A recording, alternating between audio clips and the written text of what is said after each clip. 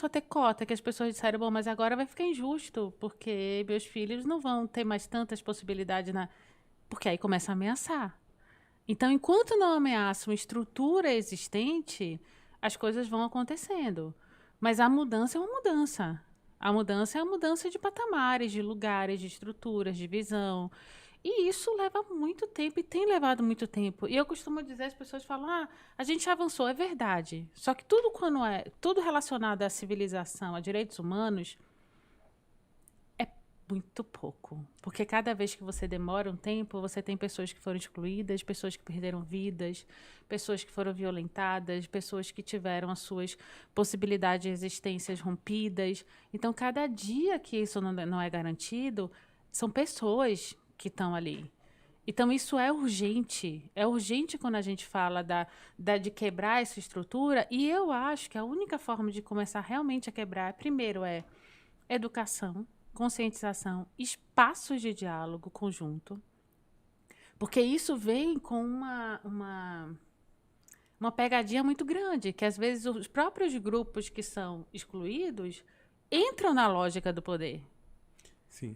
Porque é muito potente essa lógica do poder. Então, você entra na lógica do poder, e aí, quando você vê em algumas estruturas, grupos... Se você olhar os grandes holocaustos mundiais, foi grupo querendo dizimar outro grupo. Que, historicamente, antes viviam juntos.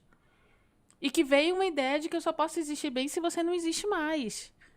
Né? Os grandes holocaustos, não falo só da Alemanha, falo da África, que a gente teve vários ali. Todos, se você for olhar, tem essa raiz. Então, a raiz da ideia de que para eu existir, você não tem mais que existir. Para eu ter lugar, você não tem que ter.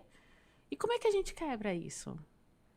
Essa lógica do nós contra eles, né? A gente só quebra falando. E realmente agindo de uma forma que seja um pouco mais perto da coletividade.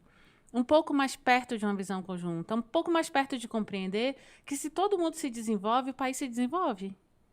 Se o país não se desenvolve, não adianta você ter uma grande empresa, você vai vender para quem?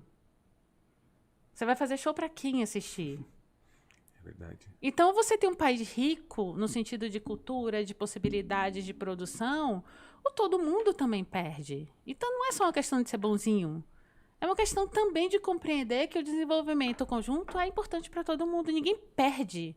Quando você abre a possibilidade e outras pessoas começam a ingressar nesse espaço, não tem perda. Ninguém vai perder seu emprego, ninguém vai perder o seu lugar, ninguém vai perder... É só uma reconfiguração do espaço.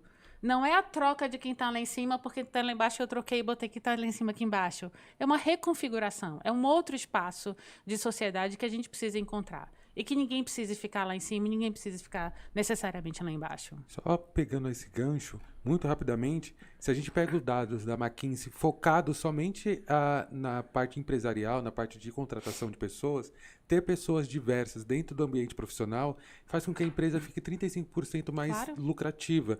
Então, a gente está falando de negócio, a gente está falando sobre uma movimentação de capital aqui no Brasil e no mundo, né, nas empresas, e isso abre mais campos de trabalho, seja para aquele que vai trabalhar nessa empresa que está com um ambiente mais diverso, seja para aqueles novos postos de trabalho que vão existir graças à contratação de mais pessoas. Exatamente. Mais uma vez, é uma matemática simples, que o pensamento de um colonizador que ainda predomina nessa sociedade faz com que a gente não avance por conta disso, principalmente quando é o recorte de gênero, né? E sexualidade e raça.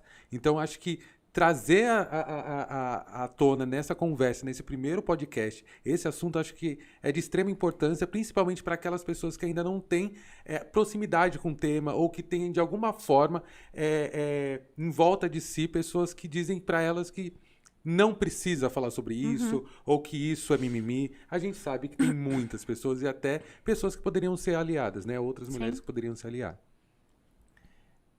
Com certeza.